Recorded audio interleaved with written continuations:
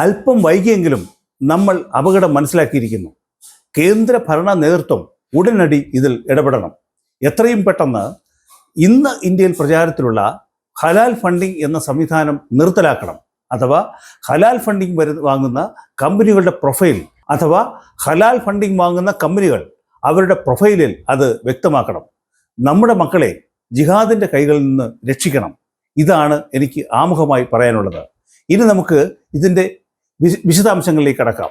നാസിക്കിലെ Tata Consultancy service, അതായത് TCS എന്ന സ്ഥാപനത്തിലെ മതപരിവർത്തനം, ഹിന്ദു യുവതികളെ പീഡിപ്പിക്കൽ തുടങ്ങി ധാരാളം വാർത്തകൾ ദിനം പ്രതി പുറത്തു വരുന്നുണ്ട്. ലെൻസ്കാർട്ട്, ഇൻഡിഗോ എയർലൈൻസ് എന്നിങ്ങനെയുള്ള സ്ഥാപനങ്ങളിലും ഇതേ പ്രശ്നം ഉണ്ട് എന്ന റിപ്പോർട്ടുകളും കണ്ടു. അത് കേരളത്തിൽ പ്രചരിപ്പിക്കുന്നത് നമ്മുടെ നവമാധ്യമങ്ങളാണ്. മുഖ്യധാരാ മാധ്യമങ്ങൾ പലതും ഇത് കണ്ടില്ല എന്ന മട്ടിലാണ് ഇപ്പോഴും നിൽക്കുന്നത്. എന്തായാലും TCSലും ലെൻസ്കാർട്ടിലും സംഭവിച്ചു എന്ന് പറയപ്പെടുന്ന കാര്യങ്ങളിലേക്ക് ഞാൻ കടങ്ങുന്നില്ല. കാരണം നിങ്ങൾക്ക് അതിനെക്കുറിച്ച് നല്ല ബോധം ഉണ്ട് എന്ന് എനിക്കറിയാം.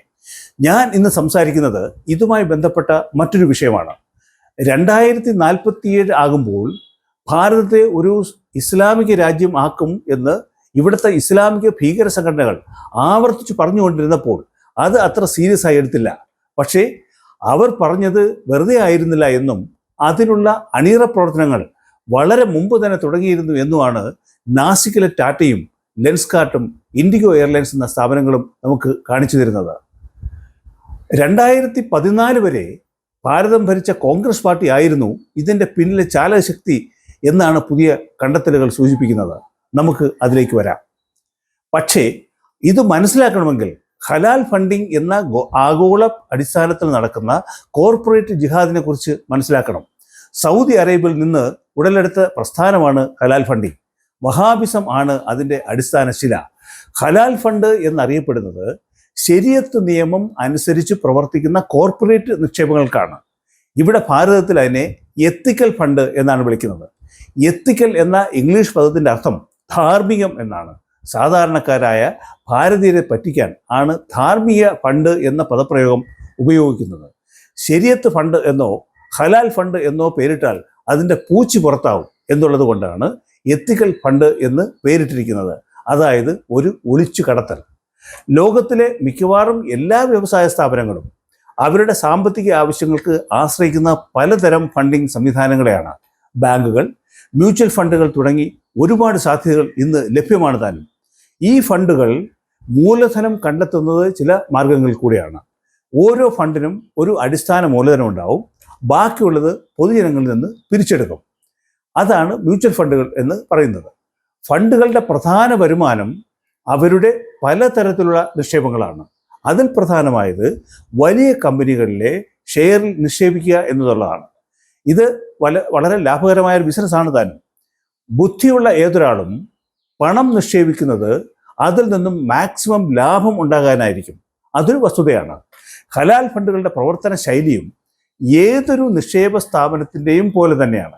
പക്ഷേ ഒരു ചെറിയ വ്യത്യാസം ഉണ്ടെന്ന് മാത്രം. അതായത് ശരീഅത്ത് നിയമം അനുസരിച്ച് പ്രവർത്തിക്കുന്ന കമ്പനികളിൽ മാത്രമേ അവർ നിക്ഷേപം നടത്തുകയുള്ളൂ.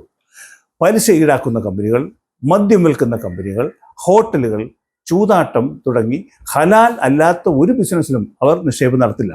അത് ഒന്നാമത്തെ കാര്യം. ഇനി നമുക്ക് രണ്ടാമത്തെ കാര്യം എന്താണെന്ന് നോക്കാം. മേൽ പറഞ്ഞതുപോലെ ഹലാൽ ആയ ബിസിനസ് ചെയ്യുന്ന കമ്പനികളിൽ നിന്ന് തന്നെ ഇവർ നിക്ഷേപം നടത്തണം എന്ന് നിർബന്ധമൊന്നുമില്ല. അതായത് അവിടെയാണ് ഇതിൻ്റെ യഥാർത്ഥ കളി. ഇവർ നിക്ഷേപം നടത്താൻ പോകുന്ന കമ്പനികളുമായി ചില വ്യവസ്ഥയിലേർപ്പെടും. അഥവാ ഇവരുടെ വ്യവസ്ഥ അംഗീകരിക്കുന്ന കമ്പനികളിൽ മാത്രമേ ഇവർ നിക്ഷേപം നടത്തുകയുള്ളൂ. എന്തൊക്കെയാണ് ആ വ്യവസ്ഥകൾ? അതായത് തൊഴിലാളികളിൽ ഒരു നിശ്ചിത ശതമാനം മുസ്ലിം തൊഴിലാളികൾ ആയിരിക്കണം. പിന്നെ മുസ്ലിം തൊഴിലാളികൾക്ക് പ്രാർത്ഥനാമുറി ഉണ്ടായിരിക്കണം.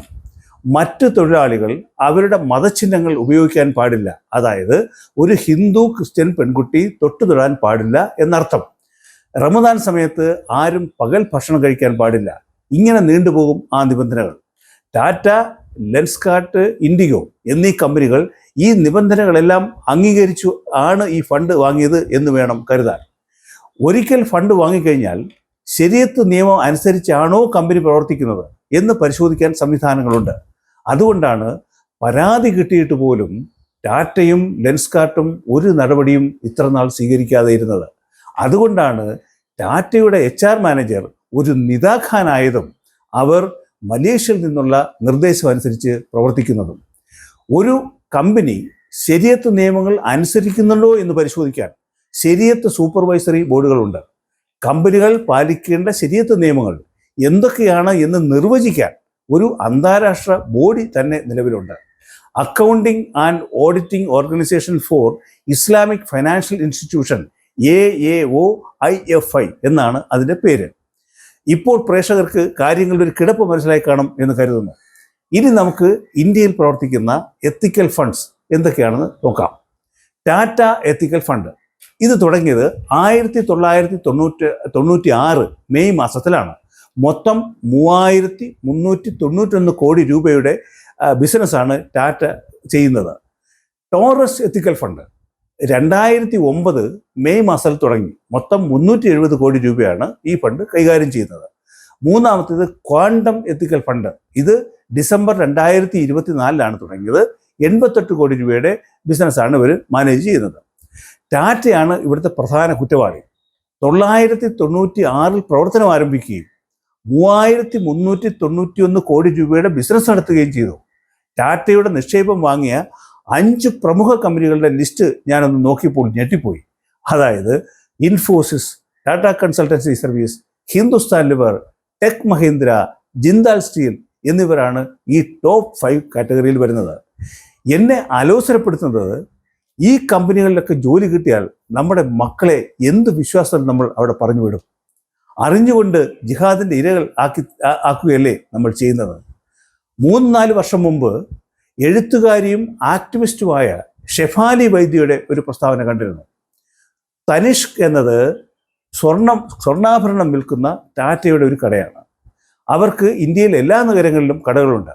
തനിഷ്ക് ധാരാളം അഡ്വർടൈസ്മെന്റ് കൊടുക്കുന്ന ഒരു പ്രസ്ഥാനമാണ്. ദീപാവലിയോടനുബന്ധിച്ച് അവർ കൊടുത്ത പരസ്യങ്ങളിലെ എല്ലാ പെൺകുട്ടികളുടെയും ഒരു പ്രത്യേക വളരെ ശ്രദ്ധേയമായിരുന്നു. ആരും പൊട്ടുതൊട്ടിട്ടില്ല. അണിഞ്ഞിരിക്കുന്ന വസ്ത്രങ്ങളെല്ലാം തന്നെ ഒരു പ്രത്യേക മതവിഭാഗം ധരിക്കുന്ന വസ്ത്രങ്ങൾ, കൈപ്പത്തി വരെ നീണ്ടു കിടക്കുന്ന വസ്ത്രങ്ങൾ. ഭാരതത്തിലെ ഹിന്ദുക്കൾ ഭക്തി പുരസ്സരം ആഘോഷിക്കുന്ന ദീപാവലി സമയത്താണ് ആ പരസ്യം വന്നത് എന്ന് ശ്രദ്ധിക്കണം. ഷെഫാലി വൈദ്യ അതിൽ ഇടപെട്ടപ്പോൾ ആണ് അന്ന് പലരും ഇത് ശ്രദ്ധിച്ചത്. നോ ബിന്ദി നോ ബിസിനസ് എന്നൊരു ഹാഷ്ടാഗിലൂടെ അവർ അത് പ്രക്ഷോഭം നയിക്കുകയും ചെയ്തു. അന്ന് ഞാൻ കരുതിയത് ഒരു പക്ഷേ യാദൃച്ഛികമായി സംഭവിച്ചതാകാം എന്നായിരുന്നു. പക്ഷേ ഇപ്പോഴല്ലേ അതിൻ്റെ അന്തർധാര പിടികിട്ടിയത്. ഭാരതത്തെ ഇസ്ലാമവൽക്കരണത്തിന് ചൂട്ടുപിടിച്ചു കൊടുക്കുന്നത് കോൺഗ്രസ് പാർട്ടിയാണ് എന്നാണ് ഇവിടുത്തെ ഹൈലൈറ്റ്. ചിദംബരം എന്ന കേന്ദ്ര ധനകാര്യമന്ത്രി, മായാറാം എന്ന അന്നത്തെ കേന്ദ്ര ധനകാര്യ വകുപ്പ് സെക്രട്ടറി, രഘുറാം രാജൻ എന്ന റിസർവ് ബാങ്ക് ഗവർണർ, ചാർട്ടേഡ് അക്കൗണ്ടന്റും കേന്ദ്ര മൈനോറിറ്റി അഫയേഴ്സ് സഹമന്ത്രിയായിരുന്ന റഹ്മാൻ ഖാൻ എന്നിവരായിരുന്നു ഇതിൻ്റെ പിന്നിലെ പ്രധാന പുള്ളികൾ. 100 സ്മോൾ സ്റ്റെപ്സ്, അതായത് ഇന്ത്യയെ കോർപ്പറേറ്റ് ജിഹാദിലൂടെ ഇസ്ലാമവൽക്കരിക്കാനുള്ള 100 ചെറുപടികൾ എന്ന പുസ്തകം തന്നെ രഘുറാം രാജൻ എഴുതി 2008 പ്രസിദ്ധീകരിച്ചിരുന്നു.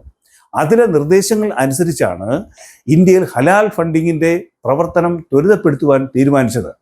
ഈ പ്രകാരമാണ് സ്റ്റേറ്റ് ബാങ്ക് ഓഫ് ഇന്ത്യയിൽ ശരിയത്ത് ഫണ്ട് തുടങ്ങാനുള്ള തീരുമാനവും എടുത്തത്.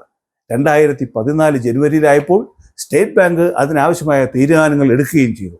2014 നവംബറിൽ സെബി അതിന് അപ്രൂവ് ചെയ്യുകയും ചെയ്തു. പക്ഷേ 2014 മെയ് മാസത്തിൽ അധികാരത്തിൽ വന്ന പുതിയ ഭരണകൂടം ഇതിൻ്റെ അപകടം മനസ്സിലാക്കിയത് കൊണ്ടായിരിക്കണം 2014 ഡിസംബറിൽ ഇത് വേണ്ടെന്ന് വെച്ചു. 800 വർഷത്തെ ഇസ്ലാമിക കടന്നാക്രമണത്തെയും 200 വർഷത്തെ ബ്രിട്ടീഷ് ഈസ്റ്റ് ഇന്ത്യ കമ്പനിയുടെ അതിക്രമത്തെയും ചേർത്ത് നിർത്തി തോൽപ്പിച്ച സമൂഹമാണ് നമ്മുടേത്, സനാതനികളുടേത്. നമ്മുടേത് ഒരു ബഹുസ്വര ജനതയാണ്. പക്ഷേ നൂതന മാർഗങ്ങളുമായി അധിനിവേശക്കാർ നമുക്ക് ചുറ്റുമുണ്ട്. ജാഗ്രതയോടെ ഇരിക്കുക. അല്പം വൈകിയെങ്കിലും നമ്മൾ ഇതിൻ്റെ അപകടം മനസ്സിലാക്കിയിരിക്കുന്നു. കേന്ദ്ര ഭരണ നേതൃത്വത്തോടാണ് എനിക്ക് അപേക്ഷിക്കാനുള്ളത്. നിങ്ങൾ ദയവായി ഇതിൽ എത്രയും പെട്ടെന്ന് ഇടപെടണം. ഇന്ന് ഇന്ത്യയിൽ പ്രചാരത്തിലുള്ള ഹലാൽ ഫണ്ടിങ് എന്ന സംവിധാനങ്ങൾ നിർത്തലാക്കണം. നമ്മുടെ മക്കളെ ജിഹാദിൻ്റെ കൈകളിൽ നിന്ന് രക്ഷിക്കണം. ഇപ്പോൾ എനിക്ക് ഇത്ര മാത്രമേ നിങ്ങളോട് പറയാനുള്ളൂ. നന്ദി, നമസ്കാരം.